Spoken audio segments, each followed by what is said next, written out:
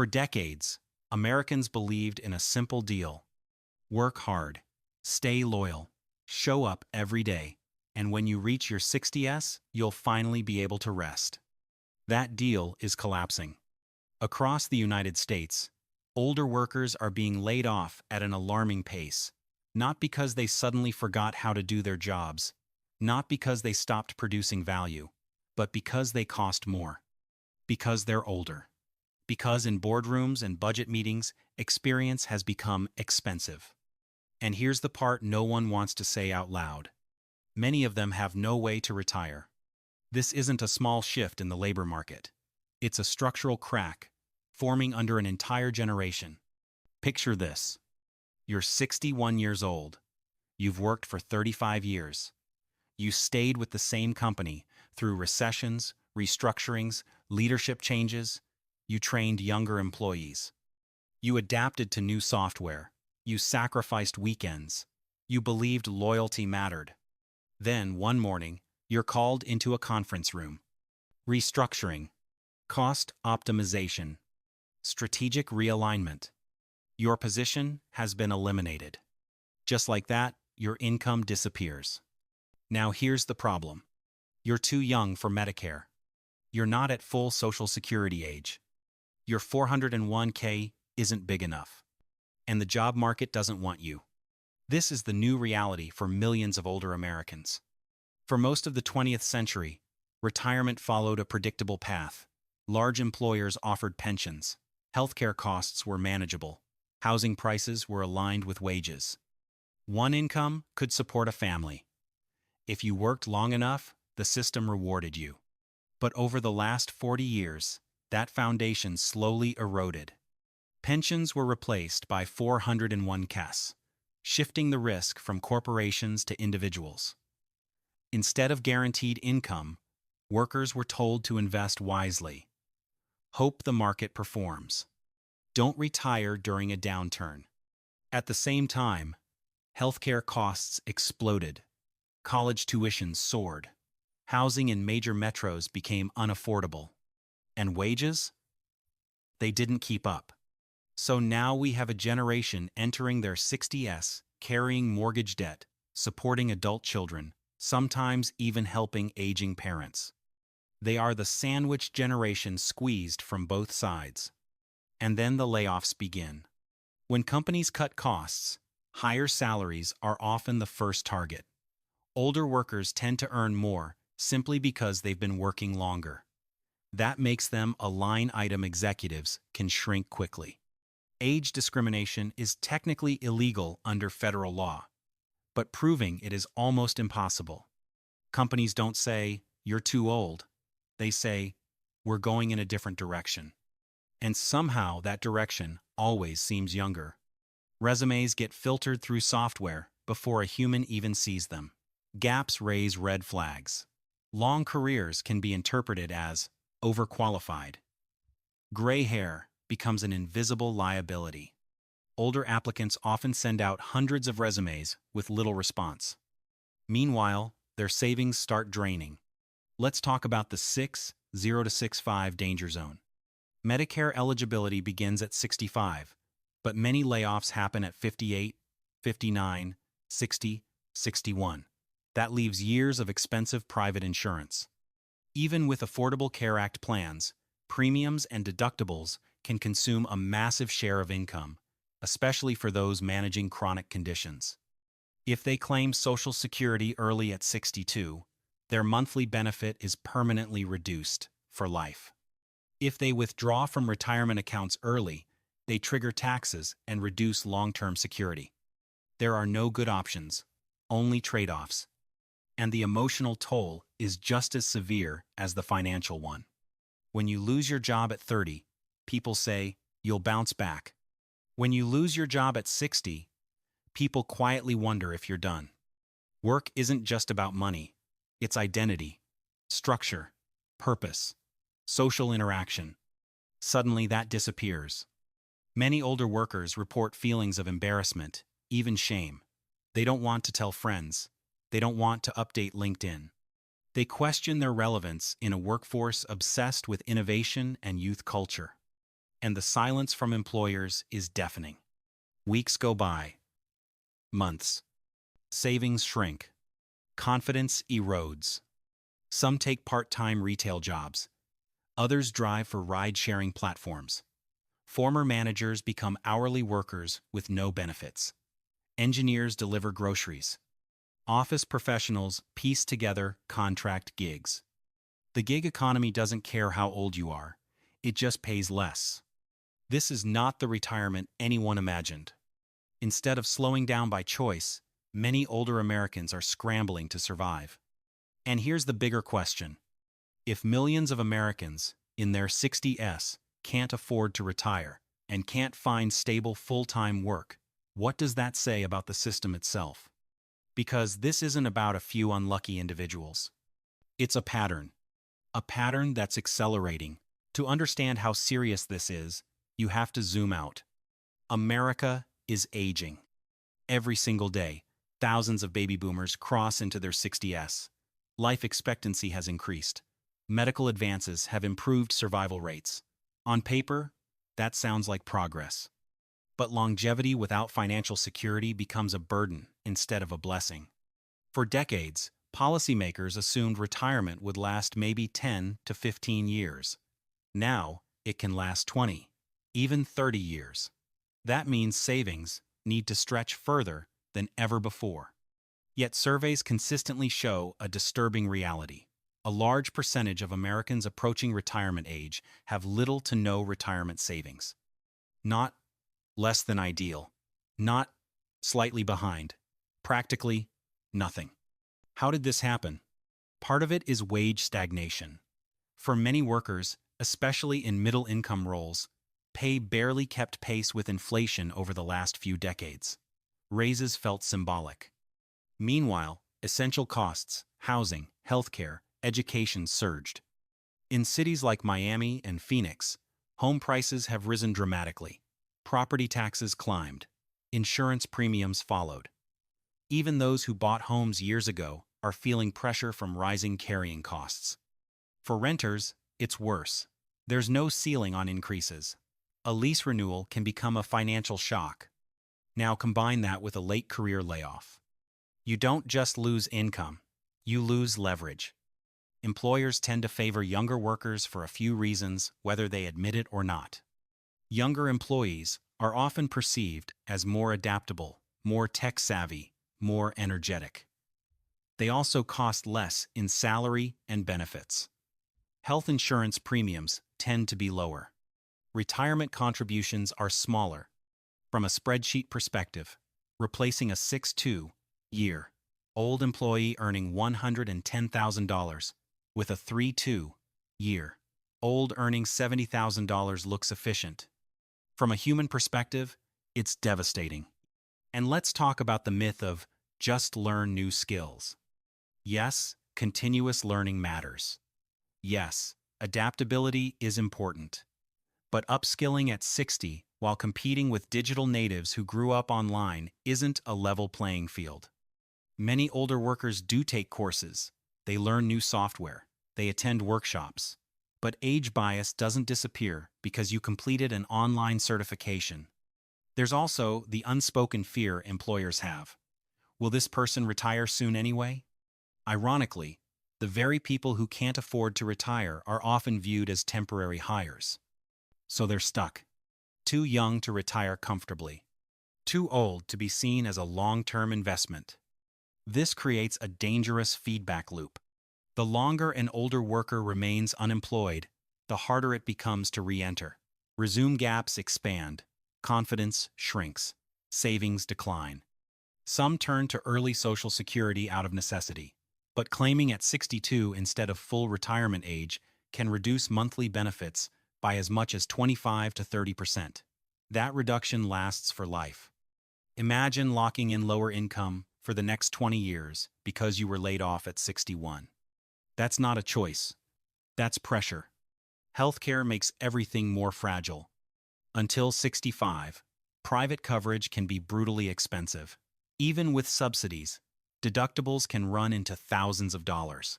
One unexpected diagnosis can derail everything. Medical debt is already one of the leading causes of financial stress in America. Now imagine facing that risk without stable employment. And then there's debt. Many older Americans still carry mortgage balances. Some have credit card debt. Others took on Parent Plus loans to help their kids attend college. The idea that everyone enters retirement debt-free is increasingly outdated. So, when layoffs hit, it's not just about losing a paycheck. It's about destabilizing an already fragile structure. The emotional side often goes unreported. There's a quiet humiliation some older workers feel when they apply for jobs far below their previous level. When they sit in interviews with managers half their age. When they sense the polite rejection before it's spoken. They spent decades building careers. Now, they're fighting for relevance. And this isn't happening in isolation. During economic downturns and corporate restructuring waves, headlines focus on big tech or Wall Street. But beneath those headlines are thousands of older employees quietly pushed out. In financial hubs like New York City or tech corridors near San Jose, high salaries make older workers prime targets during cost cuts. When the economy slows, experience becomes expensive. And here's the uncomfortable truth. Corporate loyalty no longer guarantees long-term security. For many older Americans, that realization comes too late. They believed staying with one employer would protect them. They didn't job hop for higher pay. They didn't aggressively negotiate equity packages. They trusted stability. Now they're facing instability at the worst possible time. The American retirement model quietly shifted from collective responsibility to individual burden. If your investments performed well, you're fine. If they didn't, that's your problem. If you were laid off late in your career, figure it out. But when millions of individuals face the same personal problem, it stops being personal. It becomes systemic. And the system is under strain. Now let's ask the harder question. What happens to a country when retirement stops being realistic? We're already seeing the early signs. More Americans over 65 are still working today than at almost any time in modern history.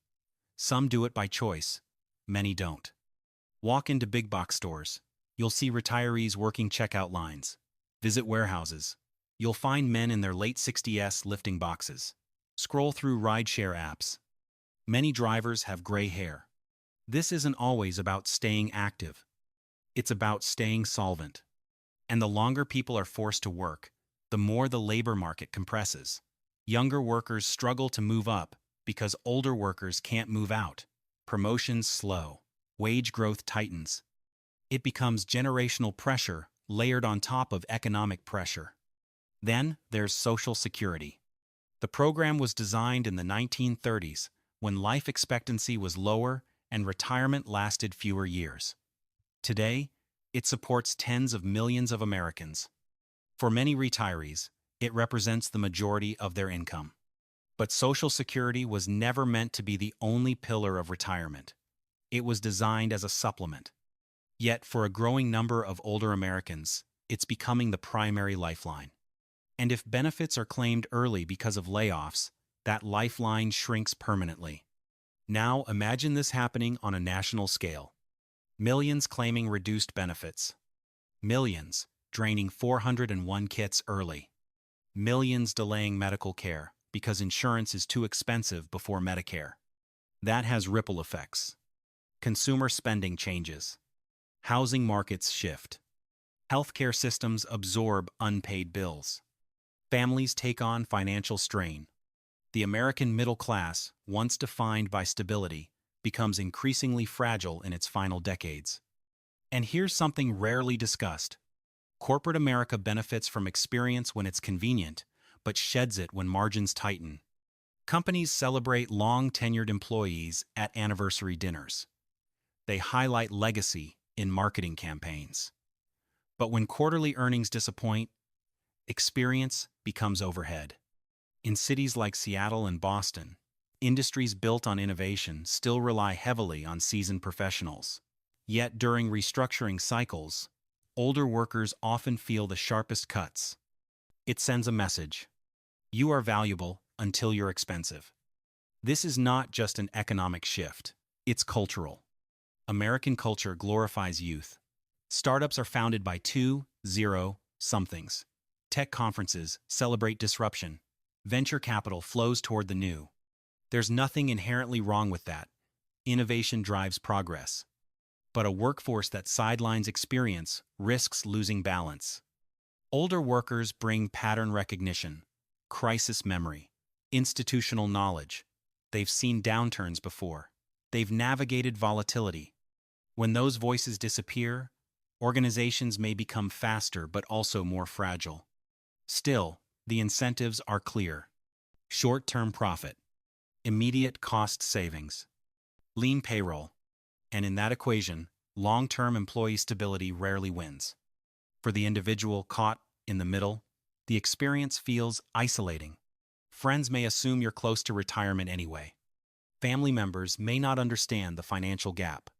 Society tends to frame retirement as a personal planning issue, not a structural one. But planning can't fix everything. You can budget carefully.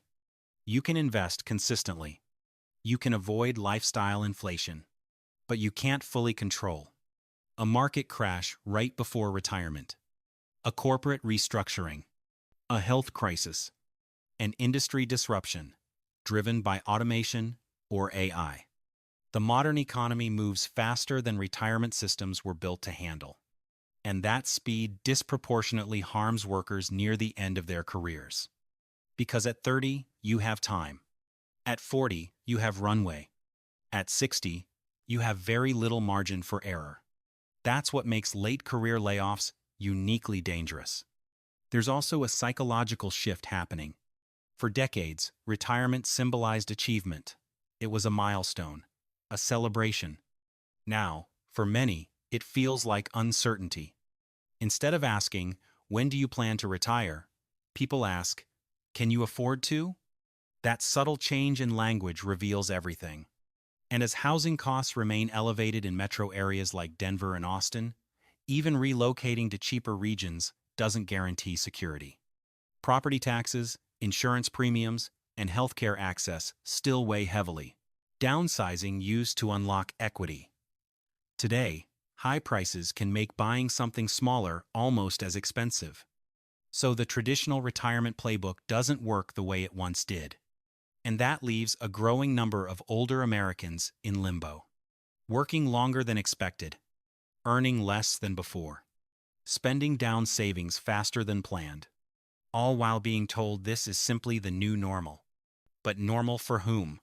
For corporations adjusting margins? For policymakers debating reforms? Or for individuals facing sleepless nights wondering how to bridge 5 years until Medicare? This is the quiet crisis unfolding in plain sight. And it's not slowing down. So where does this go from here? Because this isn't just about one generation. It's about the future of work in America. If the current pattern continues, retirement will slowly transform from a life stage into a privilege. Not something you reach automatically after decades of contribution, but something you earn only if markets cooperate, health holds up, and you avoid being laid off at the wrong time. That's a fragile system. And fragile systems eventually break. There are a few possible paths forward. One is policy reform. Stronger enforcement of age discrimination laws could help. Incentives for companies that retain and retrain older workers could shift behavior. Expanding access to affordable health care before age 65 would reduce the danger zone between job loss and Medicare eligibility.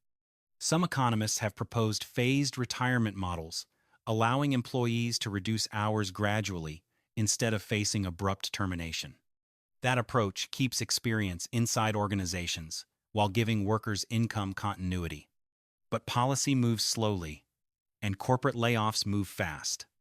Another path is corporate cultural change. Imagine if experience were treated as strategic capital instead of financial liability. If mentorship were formalized. If knowledge transfer were valued as much as coding speed or social media fluency. Some companies are experimenting with multi-generational teams where younger and older workers collaborate intentionally.